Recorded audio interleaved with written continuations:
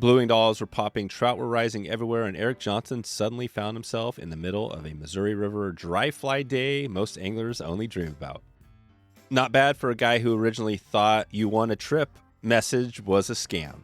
If you've ever wondered what actually happens when someone wins one of our big giveaway trips, the gear, the lodge, the guides, the fishing, today's episode gives you the full picture straight from the angler who lived it. This is the Wet Fly Swing podcast, where we show you the best places to travel to for fly fishing, how to find the best resources and tools to prepare for that big trip, and what you can do to give back to the fish species we all love. Eric Johnson walked into a prize pack stacked with brands like Lamson, Yakota, Fulling Mill, Pescador, On the Fly, Trepid, and many more, and then stepped into 3 days of blueing doll of hatches, pods of rising fish, the Reach class, Master class, and trout. So fat that a 6-inch fish was considered small. By the end of this episode, you're going to hear what the hatch looked like from the boat, how the guides read the water, the setup that fooled the bigger fish, what surprised Eric most about the gear he won, and why the Missouri River feels like a spring creek on steroids. We're also going to find out what it's like to stay at a lodge built on Gary Cooper's old property, complete with a fly tying barn, big dinners, and the unmistakable "you're part of the family" vibe. Okay, let's jump into it. You could find Eric on Instagram at Eric S. Johnson, and you can find On DeMark Lodge at ondemarklodge.com. How you doing, Eric? Not bad. How about yourself, Dave? I'm doing really well. Yeah, this is going to be a fun one and kind of a new episode that we haven't done before. You're actually the winner of the On DeMark, the dry fly giveaway event we did, where you won a bunch of gear, a trip to the Missouri River to fish with Craig and the crew. We're going to talk about, everything there. And since this is the first time we've kind of done one of these podcasts where we've chatted with one of the winners, I'm really excited just to hear how everything's going, how maybe talk a lot about gear a little bit and about the trip. Does that sound good to you? Oh, that's fantastic. I'm very excited to talk about all of it. Nice. Good. Well, like we said, I can't remember the exact prize pack, but it was thousands of dollars worth of, gear and the trip and everything. But let's just start off first off on the winning. Like, do you remember, what was that like when you first, I can't remember if I called you or when you first heard. Do you remember that moment? Have you won some stuff in the past? No, I never win anything. I happily enter, but I have very low expectations. And to be perfectly honest, I think I got a text from you and I thought that it was either a fake or a mistake. Yep. We're living in the era of identity theft and cyber crimes. And that's all I'm thinking is, oh, great. Somebody got my identity because I know I didn't win this. Oh, right. Wow, that's crazy. I'm the same way. It just seems like all this stuff is the spamming and all the crazy stuff is out there, and you gotta be careful. That's the bottom line. You definitely do. You got to pretty much, not be careful when you click stuff and and all that. So I think that's why the text, the phone call, I think I followed up with you. But eventually we talked, right? Maybe talk about what you won there a little bit, because we do these events, almost every month or two now. What was it that you won there? It was such a landfall of prizes. It's hard to remember all of it, but probably the big one was the trip to fish the Missouri and stay at On DeMark Lodge, which was absolutely spectacular. I won a beautiful gear case from Intrepid. Very, very impressed with it. So well built. And to be perfectly honest, it took me a while to put it on my truck because it was kind of almost too pretty. I didn't want anything to happen to it because it was really an impressive piece of equipment. I won from Pescador On the Fly, the El Rey G6 fly. So it was a 8-foot 6-inch 4-weight, which out of all of it, that might have been the biggest surprise of the package. I was a little skeptical at first when I did get that rod.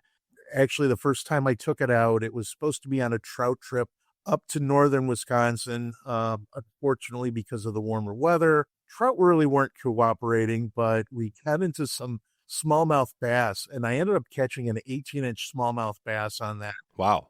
Which, it's a beautiful rod. The fit and finish is fantastic, but I was really impressed that not only does it cast well, but, it did have good backbone. I still landed a fish that I probably shouldn't have landed on a 4-weight, but Right. it was really nice. I did get a rod and reel from Lamson, and Lamson is always solid. I've I have several Lamson reels. This is the first Lamson rod that I've gotten, and really impressed with the quality of it. In the reels, again, Lamson is kind of a standby. They're always a dependable reel, and I'm always happy to add another Lamson to the quiver. I did get a lot of tying materials from Fulling Mill. Again, Fulling Mill I was very familiar with, and I've already tied some good flies with the materials that were sent along. Um, Let me think here. The Yakota wader transport and chest pack. Again, I was familiar with Yakota before I got the latest package. And I'll say one thing, it's incredibly durable, and really what kind of gets me is like the durability combined with how lightweight the materials are that go into its production, and really good material, good structure. And it's whether it's the chest pack and wearing it all day, it's lightweight and comfortable, or the wader transport, which again, yeah, well, it's great because the size of it, not only your waders and your boots, Yep. Everything. but you can throw everything in there. Yeah, you do it. That's what it becomes. It becomes that everything bag, and it's durable. I mean, I've had mine for years now, and it's just, yeah, it's there. It's like it's the bag it's the everything bag, right? Oh, it is. It's just like you can, like, just a couple of weeks ago, I went up to Michigan and did some steelhead fishing, and basically everything but my clothes went into that bag, and it handled everything, perfectly. Nice. That's amazing.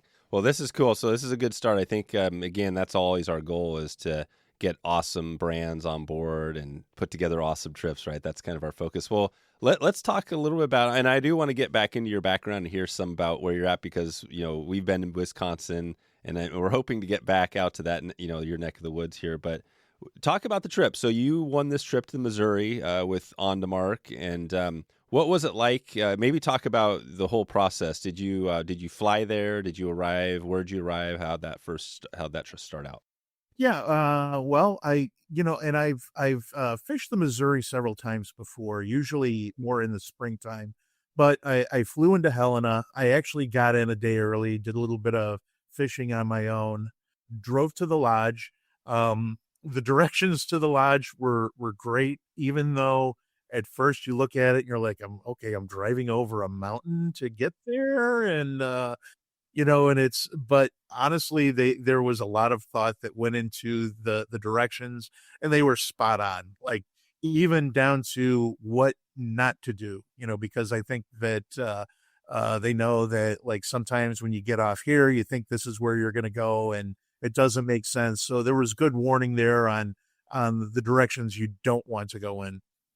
But I arrived at the lodge, arrived pretty close to, I think that I could check in at 4. I think I was there about 4:30. Becky was waiting there for us. She had appetizers out. The fridge had cold beer in it. Bar was well stocked. The house was warm, and everybody came out to welcome us, as all the people that were staying there for those 3 days. They came out, they greeted everybody, you know, made sure that everybody felt very welcomed. We got in the house, got all checked in. Actually, one of the cool things there, which I wish one day that I could replicate, they had what they called the fly shop, but it was kind of a larger shed that was heated. It had a TV in there. They had benches for tying flies, as well as a nice warm place to hang your waders and put your wading boots. So, and we'll probably get into there. Like, when I arrived on Sunday, it was under a winter storm watch. So a little bit early. It was, the first day was pretty nasty on the Missouri. So it was really nice to have your waders in somewhere warm and to be able to put them on somewhere warm instead of, sitting out on a deck and trying to, with the wind whipping around you. It was actually snowing sideways when we, No kidding. getting ready to go out. Yeah. That's cool. Yeah, because you guys were there in I think it was mid-October, right? Somewhere in that range. Correct. Yeah, mid-October, which is a cool time for the area because you get you're getting, like you said, towards fall. It's fall and closer to winter, and but there's probably fewer people right out there. And also, the thing with the X factor is the dry fly school, because we wanted to do some dry fly fishing and have some action, and that time of year things are obviously changing. What was it like? Did you guys get some surface activity there? Oh, Yeah. that's probably the only way I could describe it. We got a lot of surface activity. Starting with day one, like blue wings were coming off. Oh, right, because the weather, right? Because blue wings love a little bit of cool weather. They're not. That's not a bad thing. Yeah, yeah. It was we, while we were there, we did have some pseudoclons, we had some midges, but the blue wings were coming off really well. Honestly, like at one point, again, I've fished the Missouri several times, and and you do all the research on the Missouri on how many fish are in that river. I mean, it's just such a prolific fishery, but until you have just a massive hatch, you have no idea how many fish are in that river. I mean, Really? So fish rising, I mean, just like it's on, at whatever time, 11, 10, 11, and fish are rising everywhere. yeah, yeah. And it was amazing, and like we put in Wright and Craig, where you're right in town, like one of the, fly fishing capitals of this country. And like right in town, you didn't have to go anywhere and fish are rising everywhere. I mean, it was just, I mean, amazing. So yeah, even that first day, the other conditions weren't so great. I mean, it was really cold. It was windy, it was snowy, like squalls were kind of moving through, but the fish were unaffected. They were happily feeding and doing happy fishy things. Yeah. Happy fishing day. That's amazing. Well, this is a good start. I think that, yeah, that was part of the thing. And I've been there in, that period and fished and had, weather that's been almost feels like summertime, right? I mean, it's hard to, you never know what you get. But I think what we're doing this year is we're going to try to get there more in the summer, and partly because, we're going to mix it up a little bit. Also, we're trying to work it around one of the conservation groups. They're doing a nonprofit kind of a cleanup event.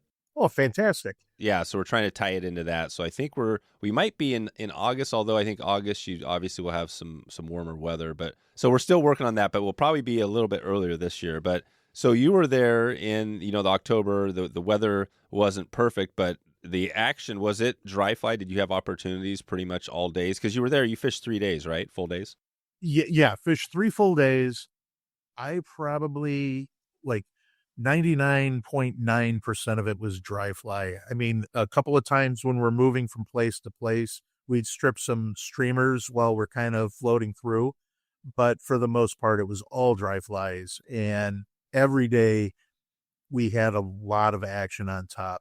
It was, there was really no shortage of rising fish. Yeah. So how does that look when you're out there? And you guys, I think, are in drift boats, right? Floating down. Are you floating down, and how is that when there's fish rising everywhere? How are you getting the fish? You just cast it out there and there's plenty of fish they're on it, or describe that a little bit. Usually what we do is we set up just upstream of the rising fish. So again, we'll look for a good pot of fish. And again, talking about like what good guides both Craig and Warren are, they know that river like the back of their hand, and they're like, okay, those are smaller fish over there. We're going to go after the bigger ones. And they know exactly where to set up. We're setting up upstream of the fish, making a cast, and you know, and it was amazing. I mean, you're hooking into these what ends up being really, really big trout on really, really small flies. Oh, right. Yeah, because I saw some of the photos. These are not small trout, right? No, no. I mean, this is really the opportunity for, a 2020 on a dry. And like there were, a small fish when you caught a small fish. It was a 15, 16-inch fish is a small fish. No kidding. 15, 16 is small. Yeah. So yeah, we're like the expectation is getting into 18s and 20s, and it happened. Yeah. it now I'll say on the other end, when you're catching fish like that on tiny hooks, you do straighten out quite a few hooks, which is part of the challenge too. And you know, and I'll own up to my own faults. Like it was funny because for the longest time, I like when I first started off like fishing, spent more time fishing dries. My last few trips, like especially to the Missouri, and we're there usually in April, and we're stripping streamers for big browns, and we do most of that. And same thing, I do a lot of fishing for smallmouth. I've been getting more into saltwater fishing, so I've I've gotten, like you learn with all of that, don't trout set. Well, No, don't trust it. it's trying to reteach yourself to trout set when you're used to not trout setting. So that was one of my biggest challenges at first. So you're missing fish. So you're missing some fish out there. Exactly. So the fish come up, you see a fish rise, and you're just because you're not on it quick enough setting, doing the trout set, you just miss the fish. Exactly. Well, almost setting too quickly, or setting too hard where you immediately either rip the fly out of the fish's mouth or you're straightening the hook. And, what was great is, again, talking about Craig and Warren, they coached me through that. And it was like, and then end up having success once you rework it in your mind that, okay, I don't have to bury this hook. This fish is, when it takes it, it's just like a little bit of pressure to help it set into the fish's mouth. Yeah. So what was that they taught you there so you were kind of missing some fish? What did they tell you, and what did you do to actually get a solid hook up and land the fish? Well, and I think they kind of identified it really quickly. They're like, okay, you're setting too quickly on those fish. You need to let them eat it a little bit more. You need to let it and especially because we are fishing upstream. And I know, like I kind of what clicked too, because I do swing flies for steelhead, I swing them for trout.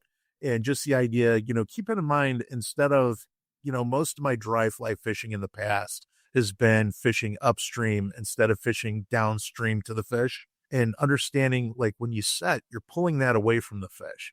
A lot of times because of the pressure, when they feel that, they're going to almost set the fly themselves. All he needs is a little bit of pressure. You're not really having to set the hook. So that's part of what it looks like when you got a massive blue-winged olive hatch, and eventually, yeah, you did land some of those fish, right? And were these mostly browns or a mix of browns and rainbows?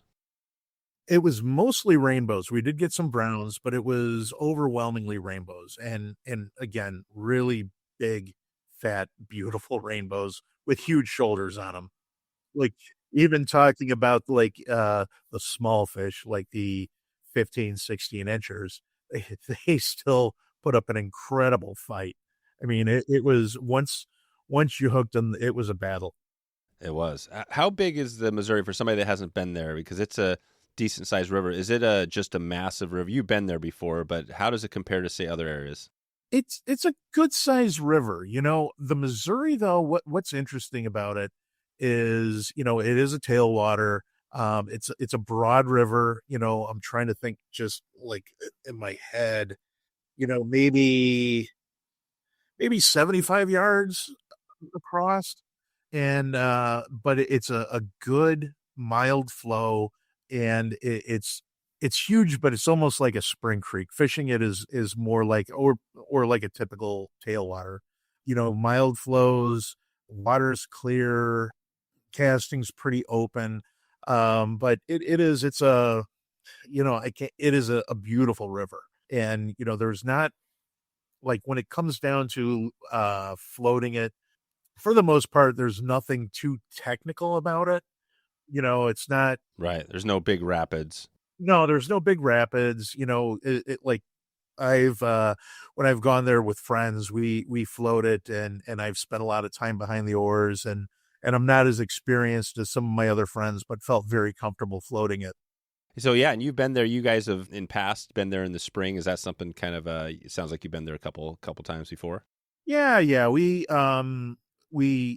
have a big group of friends. We used to go up like every April to Southeast Alaska to fish for steelhead, but where we used to go, like we started seeing too many people up there, so we decided to kind of give it a break. And we moved it to the Missouri instead. And again, it's the the fishing is just it is such an incredible river. How does that compare to the Missouri? Because it's interesting because Alaska, is this amazing place too, and you hear, definitely more pressure. I mean, I was out on my home water this week and went to a place that, again, the whole other story, but not like when I was younger. Yeah, You go out there now. There's a giant camper the size of a house that's got the generator going on, all day, all night long. And before it was just, it was a small, a few people out there with, and so things change, and it's tough because those places you love change, and they're not. And sometimes you have to move, right, and not go back. And so you guys chose to go back to, or to go to the Missouri, which I think some people talk, like there's some traffic over there too. What's your feeling on that? Do you guys feel like the Missouri has been busy, or what was your experience like? you know, I've been there in the summer. There's definitely more traffic in the summer. However, like in the spring and in the fall, it's great. I mean, it's like there's not a lot of people there. Of course, part of it you're not there in the angler friendly months, Right, the peak. or the peak.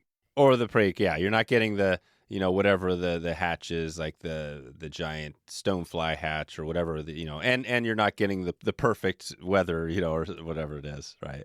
Yeah, it's usually cold. You're definitely bundled up a little bit more. It's all, when we were there in the springtime, like I said, we were mainly stripping streamers. We'd stop every once in a while if we got lucky, see some blue wings coming off, cast to them for a little bit, do some nymphing. Actually, I've the past few years I've been swinging wet flies for trout there. And no, we'll get out of the boat in a section, and my buddy who's nymphing is stacking them up like cordwood, and I'm getting maybe one fish to every three of his, but I'm very happy with it. But you're doing it your way. Well, exactly. I've hit that. I won't say that I've caught enough fish because I'll never catch enough fish, but I like catching them my way now, and there's something about that, and I like, especially, instead of watching a bobber go down or stop, you get that grab, and that's just cool, and that's what I love about it. Yep, it's the grab. That's so cool that you're swinging. And are you swinging like single hand rod mostly? No, I do have a trout spay now. Oh, nice. I have done in smaller rivers, I've done, just like a single hand swing, but, well, funny enough, I ended up getting a trout spay because I like, just traditional spay fishing so much, that I thought, yeah, you know what? This is probably going to work. I like this. So, and I just kind of played around and figured out a way to do it on some of the bigger waters. And yeah, it pays off. Yeah, it is good. Good. Well, we've talked a little bit about that, and we'll probably have some more content coming out with Trout Spay for sure. Tell me we haven't talked about this yet, but on the podcast, are you familiar? Had you been listening to the show before, or how did you come into the kind of the wet fly swing, kind of network originally? Do you remember that? Funny enough, originally a few years ago, I had about an hour and a half commute to work every day. There, hour and a half there, hour and a half back. So finding podcasts, and yours was one of them. I really started listening to regularly. You had some good stuff. Obviously, like I mentioned, I like the title, enticed, like swinging flies is something I like to do. But then you start, listening to it. And Dave, honestly, I think like one of my favorites, and you had Henry Winkler on, and Oh yeah, the fawns, right? man, that was so cool. I'm 53 years old, so I grew up with Fonzie, and when you hear your hero talking about it, he was probably the first person outside of my own family that you really looked up to, and he's doing the same thing that you're doing. It just adds so much to it. And, but just recently, I went out fishing Thanksgiving morning, and I was listening, which, is, again, something that interests me, and that's kind of on my bucket list to get out there. There you go.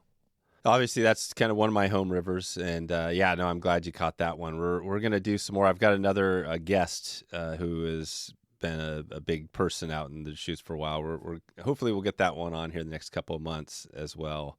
But talked about your hometown. You're kind of on the other side of the country. Are you in Wisconsin now? No, I actually I live in Chicago. So Oh, that's right, Chicago, right? so unfortunately, Chicago isn't really a destination location for fly fishing. Right, you're not catching brown trout right at your back door in the Windy City, right? No, like, and you get out, like, I'll get out local, like, to some local ponds and fish for bass, or I can get down to the Kankakee River or the lakefront and try to find some smallmouth.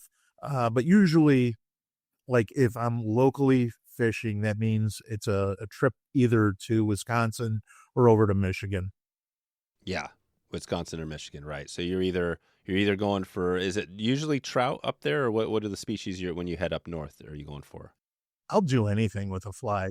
I've done a lot of muskie fishing up there with a fly, which is fun. Actually, this upcoming year, there's the muskie tournament at Treelands Resort every year. So this upcoming year, me and a group have put together a team that we're gonna try to fish that. I think with muskie, it's always more about, you'll be lucky if you catch one, but it's really cool when you do, and it's again getting back to the idea of catching it the way that you want to catch it. And obviously, if I wanted to catch a muskie, I'll hang a sucker off of a boat, but really got on a fly, and I've caught a few on a fly, and it's an absolute riot. You've caught some muskie. You've got into some muskie on the fly. Yeah, my biggest I got out of a northern Wisconsin lake. It was a 47 and a half inch muskie, and it was just absolutely unbelievable. It was like just really, really cool. Now, most of the ones I've caught are more in like the mid 30-inch range, but I've broken 40 twice. No kidding. Yep, that's it. Yeah, we're going to be chasing. We're heading up north, even further north, up to Saskatchewan to chase northern pike in the spring. Yeah, so that's going to be. Sounds like there's a lot of action up there. So hopefully we'll find some fish. It sounds like it's pretty cool. We did a podcast that is going to be coming out here. Actually, I think it's coming out. Well, when this goes live, it'll already be out. And it's Scott Lake Lodge. And man, these fish, they talk about how they come up and warm themselves, sun themselves. They come out of the deeps and they hang out in the shallow, like 1 or 2 feet water. And some of these are big fish, like you're talking about, 40 inchers. And yeah, you're almost, you're seeing them. Yeah. And it's like, it's pretty cool. I guess muskie, you're the same thing, right? You're out there seeing the fish a little bit? It depends. Like sometimes if we're, a lot of times we float rivers for them. You're not really seeing the fish. You're fishing the structure, but like more times than not, muskie are just curious fish that are not afraid of much, and they'll just kind of follow up your fly. Or sometimes you'll see them, they just kind of levitate out of the weeds. They look at you and then drop right back down. I mean, they're just kind of unique, crazy fish, but man, they're fun.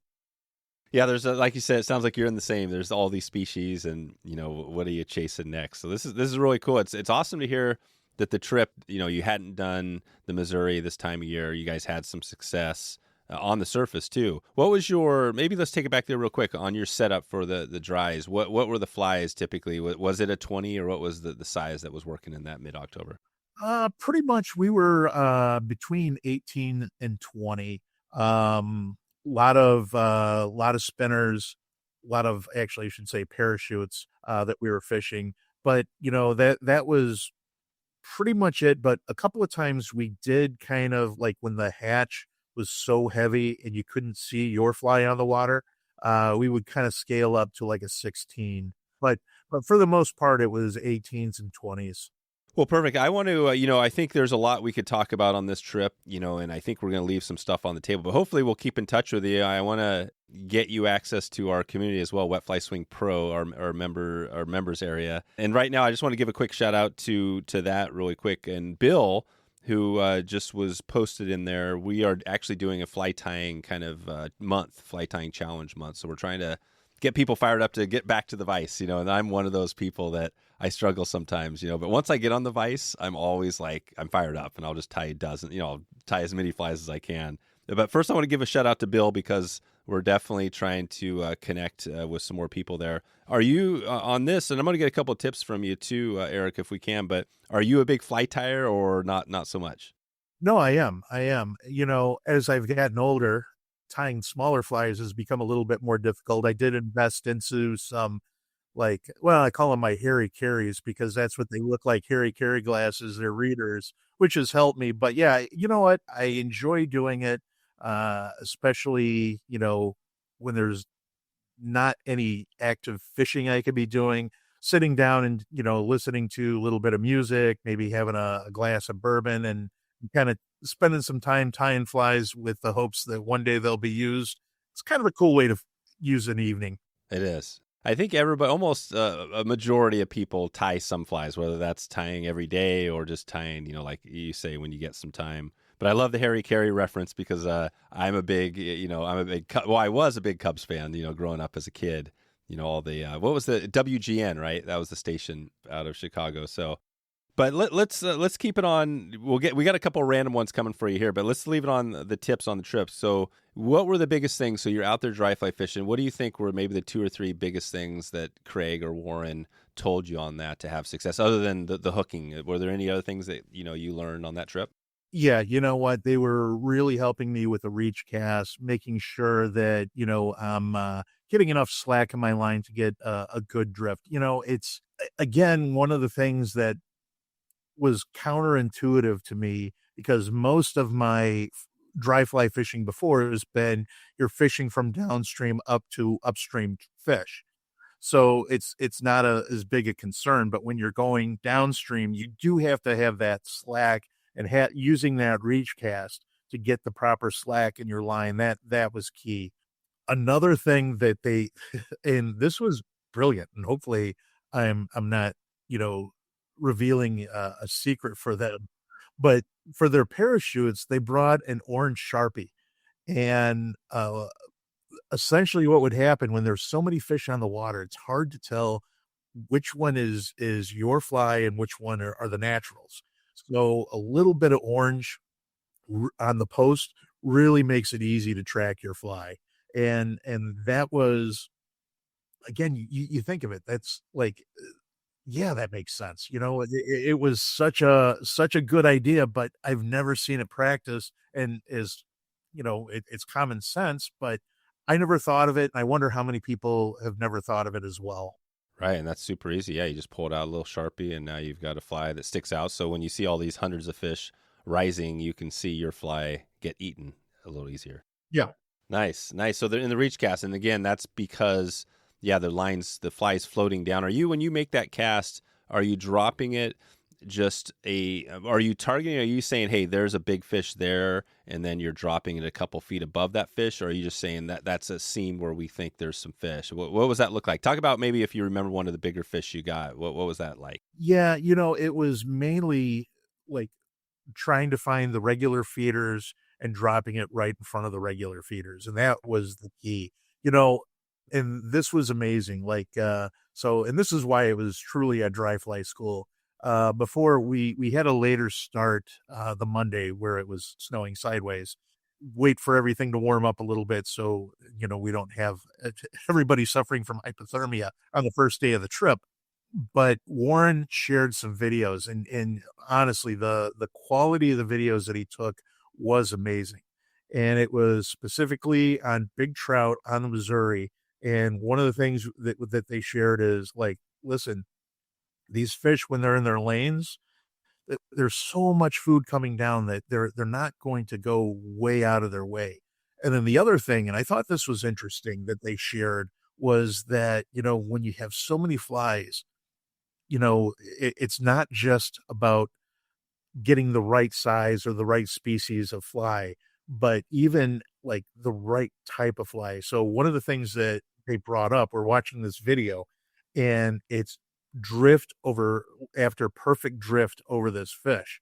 And this fish didn't want a perfectly healthy mayfly. He was keyed in on the cripples. So first drift with the cripple, fish was all over it. I mean, and it was really amazing, first off, to see the quality of the video. It blew my mind, but just how tuned in those fish were. They didn't care about, like, they weren't looking just for a number 18 blueing olive.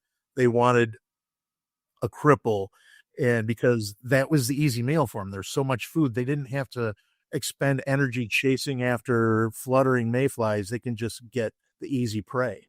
And a cripple, and what would a pattern be that imitates the cripple? This is just something down in the surface, even more than a parachute. Yeah, it's a little bit further down. It's still a dry, but a little bit more in the film. Yeah, like it's something maybe with the CDC on it or something like that. Doesn't the wings not as big? Yeah, and same size though, 18s, 20s, and you're getting something in that range. Yes, yeah. Gotcha. Okay, yeah, those are great tips for sure, and definitely would love to see. I'll have to hit Oren up on that video. Maybe we can check that out. Was this something where he just showed you on his phone, or did he have like a setup for it? No, he actually, when we were in the fly shop, he put it on. They had a big screen TV in there, and we were all watching it. It was really, really just amazing quality. Yeah, amazing. That's awesome. So yeah, so you got the fly shop, and so describe that a little bit as we kind of take it out of here. So you mentioned, and the lodge is, it's not a massive lodge. I think it fits 6 people, right? With and I think they're adding one more room. I think there's going to be 4 rooms this year, but I think it was 3 rooms, right? So with 6 people there, was that the event? Yeah, yeah, that was it. And the lodge is like very, very comfortable. Um, It's near the Missouri, right? You can see the Missouri kind of out the back. it is. You can see the Missouri from the back. And what's interesting was it was built on property that once belonged to Gary Cooper, Gary Cooper, who was he again? an actor that was in a lot of old westerns. Oh, right. Yeah, Gary Cooper. So like High Noon, and yeah, it was. And funny enough, and what's kind of cool, like I'm a huge Hemingway fan. Um, and Hemingway apparently had, like, and now this was, I think the lodge was built on the airstrip of Gary Cooper's property, but that was one of the areas, or actually, I guess back in the day, Hemingway actually fished that area with Gary Cooper. The two of them were friends. Oh, wow. Of course they would, right? That was back then. I mean, that's been a big river for many years. Yeah. Awesome. Well, it sounds like, Eric, you had a great trip. It sounds like the weather was, you had some days there where it was a little rough. But again, I mean, I think we've all had those days, and I'm a steelhead fisherman, so I know what it's about. Sometimes the best days are you got to battle through it a little bit to get to that, to that deal. But this has been great. I've got a couple of random ones I want to check with you on, and then we'll take it out. And if anybody if they have questions for you, we'll put a link to your Instagram. People can check in. But yeah, this has been great here. And anything else you want to give anything, other things we missed, shout out on the trip that you think was unique, or did you kind of cover everything here so far? Maybe just like, we've talked about Warren a lot. We've talked about Craig a lot, and they were fantastic. Great people, great guides. Warren has the patience of a saint. If you're nervous about fly fishing or maybe a little rusty, great person, very knowledgeable of the river. Obviously, Craig too, knows the river like the back of his hand. But let's not forget Becky. Right. She's back at the lodge, right? Yeah. Oh, like every day, especially, when you're cold, nothing's better. There's appetizers waiting out for you when you get back. You can have a cocktail. The dinners were unbelievably good, and they don't skimp on the food. Like, you're going to eat well while you're there. And like, whether it's the main course, the desserts, the appetizers, you have a good lunch packed for you every day. Breakfasts are unbelievable. Just, I can't say it enough. And on top of it, the thing about staying there is you really felt, you felt like you were part of the family. You felt like, You were a welcome guest. Like you felt like you were a friend of the family. And, there's obviously a lot of places that you can go if you want a lodge or a guided trip, but it really, the feeling and the warmth there was fantastic. Yeah, that's amazing. No, I'm glad you said that because I think that's a big part of the feel. And we've had a couple podcasts with Becky and Craig and Warren, and I think that's what's that's what's unique is that they have this family. It's a small family atmosphere. You get to the place and you get probably a different experience than you might get somewhere else, which is cool. So good. This is great, Eric. Well, tell me a couple of, you mentioned a couple of things, Hemingway, Harry Carey. I've always thinking, Jordan.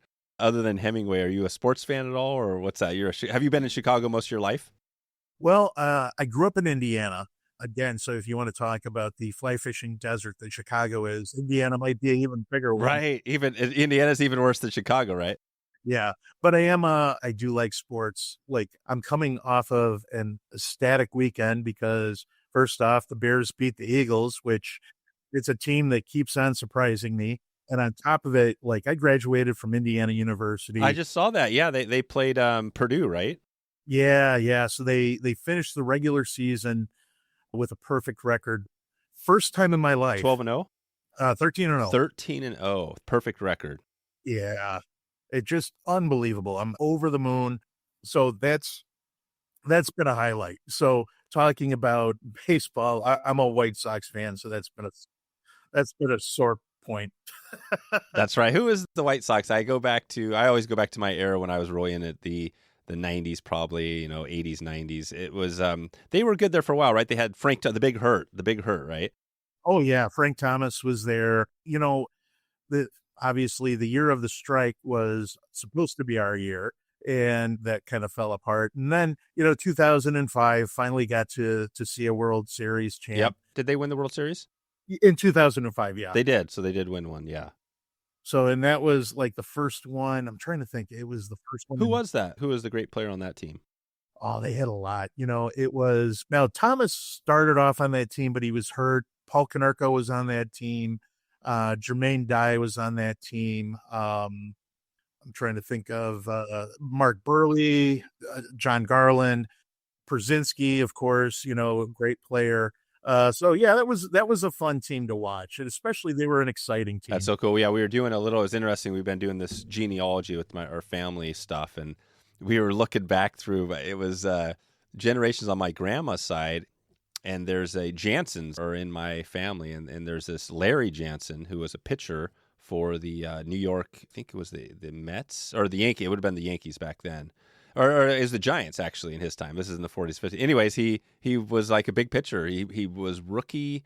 He was number 2 rookie of the year behind the guy who got it, which is the famous Jackie Robinson.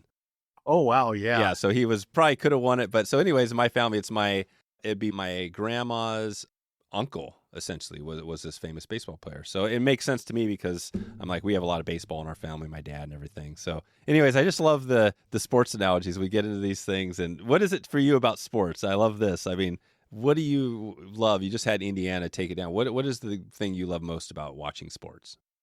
It is now there's 2 different steps. Like I like watching sports. I like the pure competition. I like the excitement of it.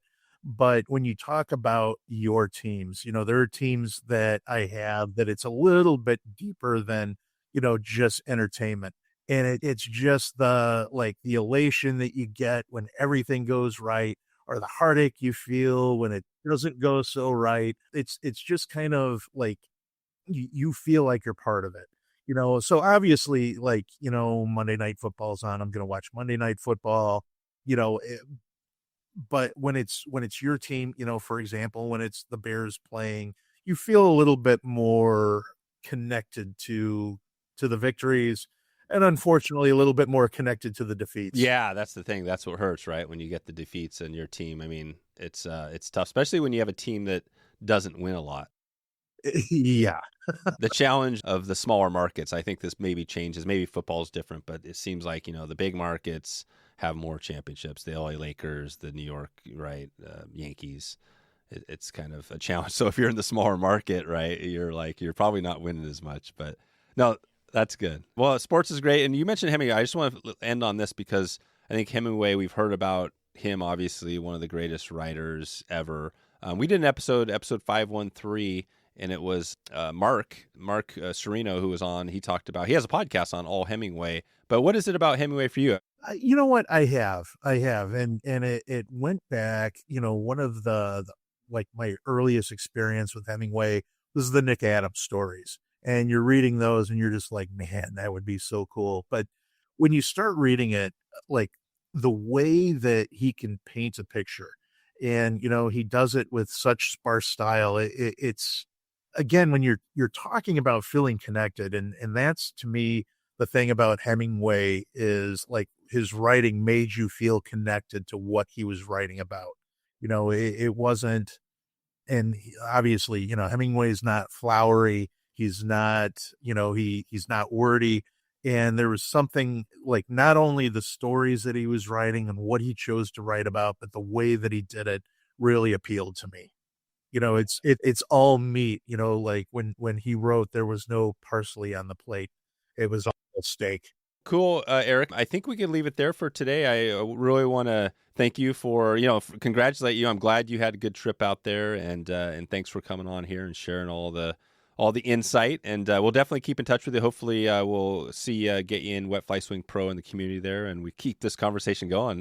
Thanks again for your time. Excellent. Thank you so much for having me on, Dave, and thanks for the prize package, because I really do appreciate that. And just anybody listening, you can actually win. So you're a real human being who won a trip, right? Exactly. You can't win if you don't enter, right? Exactly. No, it's great. All right, Eric, we'll be in touch with you, and we'll talk to you soon. All right. Take care, Dave. I hope you enjoyed that first ever Beyond the Giveaway episode, part of the Wet Fly Swing Winners Series. We mentioned Eric Johnson. Go to @EricSJohnson if you want to connect with him on Instagram. And before we go, I just want to let you know, Wet Fly Swing Pro we talked about today. If you want to get access to member resources, a private community, everything we have going, we are growing something special in Wet Fly Swing Pro. You can go to wetflyswing.com/pro, sign up there, and we'll let you know when we open up the doors to Wet Fly Swing Pro. And just want to give you a heads up, if you're interested in the trip on DeMark Lodge, we're going to be going there this year, and you want to get access, we're also doing a conservation event around it. It's going to be a pretty epic adventure. Send me an email, dave@wetflyswing.com. We'll let you know what we have available there. And as always, hope you're having a good morning. Hope you're having a good afternoon or evening, wherever you are in the world, and appreciate you for stopping in and checking out this Beyond the Giveaway series. And let me know if you haven't chatted with me yet. Send me an email. I would love to hear from you. And you have a good one. We'll talk to you soon. Thanks for listening to the Wet Fly Swing Fly Fishing Show. For notes and links from this episode, visit wetflyswing.com.